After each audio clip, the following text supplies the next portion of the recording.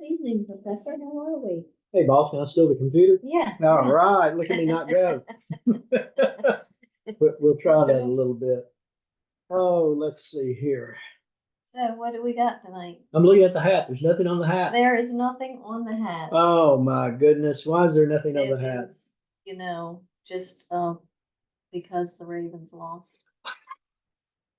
So we're on black. I'm sorry. I'm not laughing at that. I'm just, It's like death. this is it. Okay. It's just death. Okay. It's just blah. Now I get it. Well, Okay. and it's it's January. It's gonna blah anyhow. Oh, Now, no. next February could be some brightness going on. Okay. But just one of those things. When I got this morning, I thought the sun came up just a little bit earlier. I may be wrong. I may just be wishing it. But I thought probably it Well, did. we are getting there a little bit longer days, so that's nice. Okay. I Well, thought we'll just do plain today. all right. So what we got? We have my boss is treating a close coworker of mine unfairly behind their back. Should I say something to my boss and coworker? That's a tough one. Well, tonight we're going to talk a little bit about compassion. For the masters coming up, the later session, 7:30. 7:30. 7:30 Eastern time. I'm going to look at it from the standpoint that you have to attack this thing, if you want to call it, from two positions. My scenario is going to be that you're having a meeting with your boss.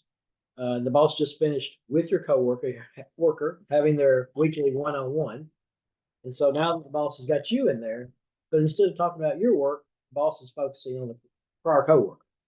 And the boss is telling you everything bad about the coworker, and you're just like, man, I can't believe this. And then the next thing you know, you hear the boss said, I'm just trying to be as mean as I can to him. I've been doing this, this, and this. And you're like, you have got to be kidding me. The boss says, I hope they finally quit. That's what I'm trying to get them to do. Mm-hmm. It's like, man, what do you do? I mean, the boss had enough faith in you that you're not going to, run and tell the world and destroy the world with them. What is that called? Run them over with the tractor a couple of times. Talking about well, is the coworker a friend of theirs too? There's the problem, and the coworker is, in my particular situation, or at least a known colleague, because they're working on your team. So you can say you're the team lead, is how I put it, and what do you do? But it's a two-faced front. Number one, you need to go talk to that particular coworker, that team member. You don't have to say, hey, I talked to the boss and this is what was said, but you kind of want to get at, is everything going okay? Are you doing fine? I want to thank you for your work on the team. So, if you need any help, let me know. And they might open up to you. And if they do, then it's kind of a wild moment as far as, you're like, well, those things do happen. Well, let's try to work through this together. That's what you tell the coworker. Then you want to go back and talk with the boss. You want to find, a time when the boss has kind of cooled down in their office or wherever, quiet place, and say, hey, look, that's hurting the team. And it's my team. You assign me to that. I'm going to work with the coworker. We're going to try to improve this. So give us a chance. Okay. Before we just, kick him to the side, fire him, whatever. And so you're showing some compassion. If you think about it though, you're showing compassion from two fronts. One, you say, well, definitely for the employee, but you really are for the boss also. Because if you don't step in there just a little bit, even with the boss, they could get in trouble down the road when they're actually telling you, quote, I'm doing this, trying to kick this employee out. Not a good intent to have. I've got a feeling the bosses above that boss would not be happy to hear that they're sharing with an underling what they're doing.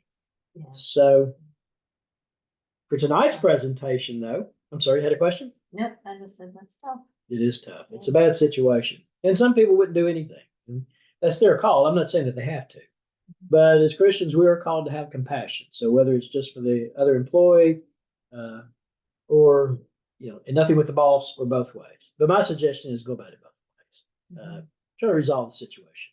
But you also realize you're putting yourself in the middle and that you're going to carry some weight there.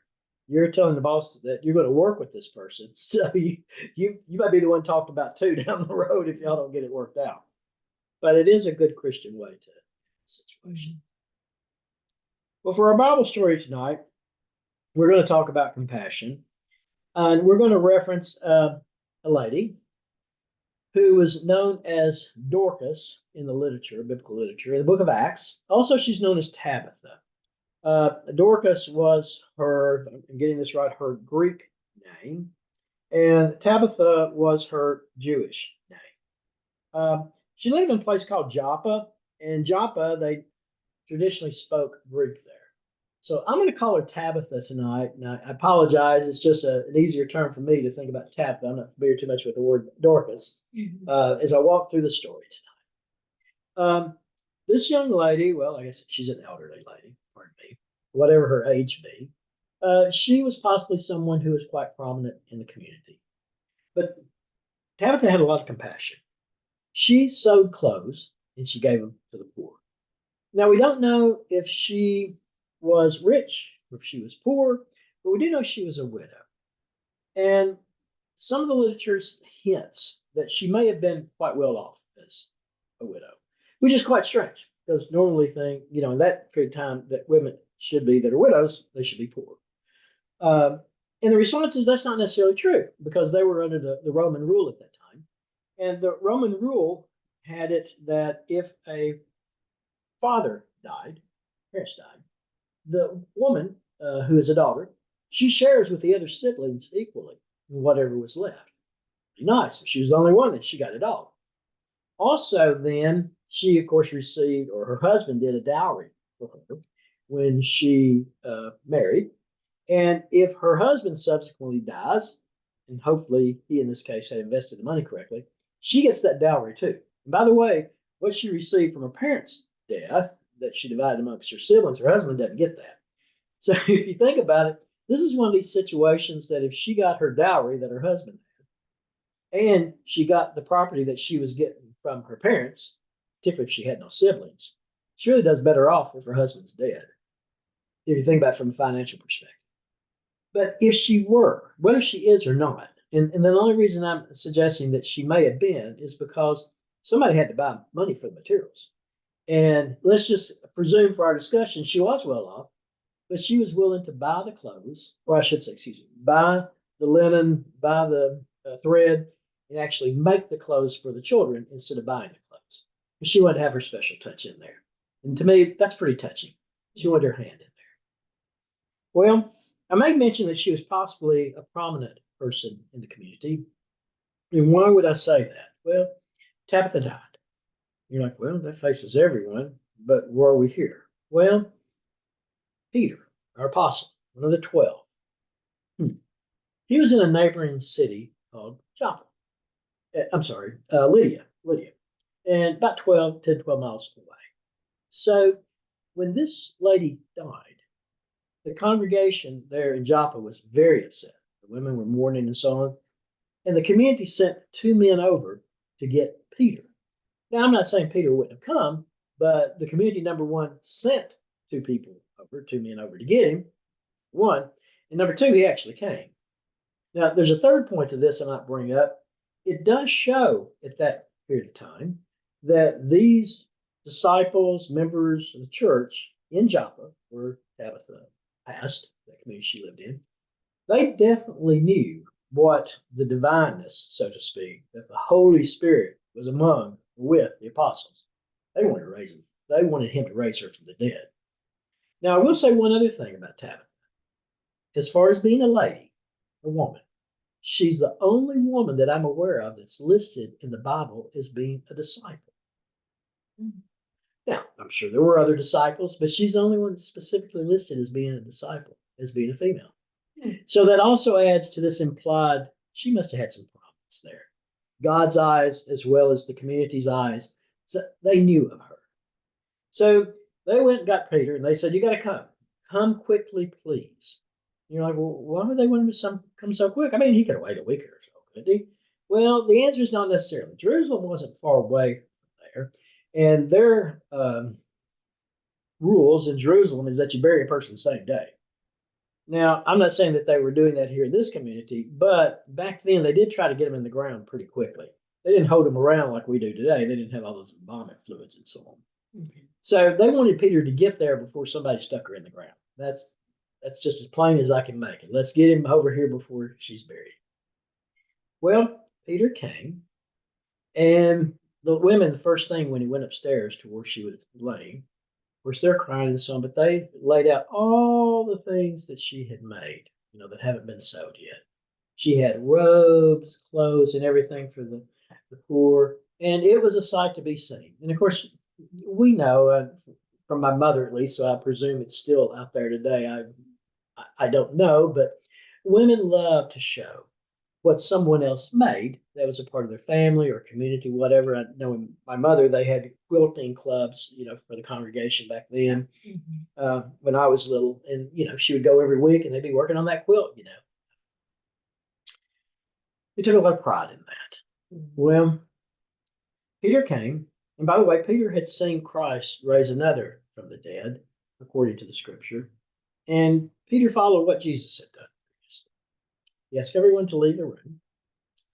Peter then, according to the scriptures, he prayed, and then he told her, Tabitha, arise. And she rose from the dead, and he took her hand, and helped her up. And so you can imagine then when the congregation, the ladies and so on came back into the room, he had them to come back that, oh, they're so excited. They had a celebration. And, wow. Now, I don't know how long she lived. I kept digging in the literature trying to figure out how long did she live after that. The most I came up with, possibly 20 years, but don't hold me to that. But she had a few more years left in her after that, which was pretty cool. There was a miracle. But for her compassion for other people, it caused people who she was associated with to have compassion to go grab that man over there, about 20 miles away, to come and take care of her, to bring her back to life. We can walk away from this, in my mind, the story to be told, and I don't think I went over tonight, is compassion does get you somewhere. It really does. Maybe it's not right now. Maybe you're harmed in the process. Maybe, the coworker you're helping, you might lose a job for that too. But you're going to feel better about yourself. And I've got a feeling that God's going to open a door for you down the way. Because instead of being bitter, you're going to have even more compassion the next time because you'll have strength from doing this. Now, go ahead. No, that's a great thought. Before I leave you, though, I have one other thought I just want to share with you. I don't know if you've ever heard of Dorcas pens, straight pens, steel pens. I've never heard of them. And Mama had a lot of pens, when they would make quilts and so on, she would have to go get her pens before she went over to church, the congregation. And anyway, there was a company called, I can't remember, LC, but don't hold me to that. But they made what was called Dorcas steel pens. Oh, does that name Dorcas sound familiar? Why would they be sewing pens? Wow. Talk about a marketing trick. Yeah. That's really a trick if you ask me. So I had to look up the company. I had to do a little statistical work on that. So I just wanted to share some things with you that I thought, I have to read them here. I apologize because I didn't try to place them in memory, but I thought it was just. Yeah, he's a researcher too. Oh, let's see here. What were they called? Well, it was the Dorcas Company. My apologies. It started off as the Dorcas Company. And they made the steel pens, of course, that the ladies held the material together and then they would sew it. They started in 1800s. In 1880, let's see, D.F. Tyler and Company in Birmingham, England, was the original company. In the 1880, they finally acquired a machine. So they started in the 1800s, but in the late 1800s, they got a machine. It made 200,000 pens per day. Wow. Can you believe that? Now, they were really hot, if you want to call it for sale, of course, in the whole world, but they say United Kingdom and also Australia was one of their two biggest markets. Now, that was in 1980. And then 20 years later, in 1900, they had 60 of those machines. And I would say, guess how many pens they made, but I won't do that to you. I'm just going to tell you 12 million pens per day. Oh, my goodness. Isn't that something? Yeah. Ladies loved those pens. And I guess you just couldn't, the congregations couldn't forget about it because it was Dorcas. Yeah. Dorcas, it was Tabitha. That is an awesome marketing. And they came in a little tin. And the tin had a little bit of a concave top on it.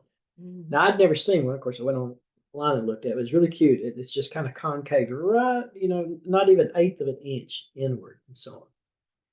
But one last thing I got to tell you, they're still made. Oh, I was wondering. Yeah, but now they're made in a pound. It's 25, what was it, $25.99 per box. However, sad to say, they're currently out of stock. Oh, geez, but they're still hot. But they're still hot. So I don't know what's going on with machinery, or maybe they're saying they're currently out of stock, but they're still on the website. You can go find them from the company. It's very interesting. But Yeah, talk about being proud of that, sewing and crocheting and all that. I never really got into it. There's some ladies at work that did it and they loved it, and it's beautiful. In fact, I just was looking online. One of my people that does exercise class just made a really pretty sweater for her daughter. oh, Yeah, really cute top. So well, I wait on. I crocheted a pot holder once and got excited about that. And Oh, did you have the little crochet things? Yeah. Oh, we all did that as kids, I think. Yeah, you have to go around on the lines, right? Yeah, but nothing like these folks do. I'm just not No. that crafty, but Well, I must admit, when I first went to college for my first degree, um, and I had been preaching among the congregations. It was, again, a rural area. They just needed somebody to come and preach to them on Sundays. And so I and others would rotate around to different congregations. Anyway, one congregation is Wolf Creek Church of Christ. I had to be, just want to say who it was. They actually, the ladies made a quilt. They had my blue truck and they had the road coming up to the congregation church building, had the church building on there. And it's really nice. I've kept it. oh, All that these is so years. But nice. it was touching. It's Yeah, quite touching. yeah. I have to give you a look on that one day. Yeah, Yeah. a picture of them. But it is special. So, folks, compassion. That's what we're talking about. That's what we're really, the Lord's looking for. Yeah, we need to have it. This crazy world can get so. Serving others, that's what a disciple does. Yeah. It's Like tough Mother not to put me Teresa, first. She was not Amen. even. Well, boss, that's all I've got. I am at Oh 6:17. my gosh, this is a record. I know it's hard. Well, we really appreciate your story. Thank you for That was having me. awesome. Very interesting. Go see if you can find some Dorcas pins Yeah, I'm just gonna for have to check fun. this out. All right, well, everyone have a great week and thanks for joining Take care, us. folks. Thank you for joining us. Bye bye. Bye.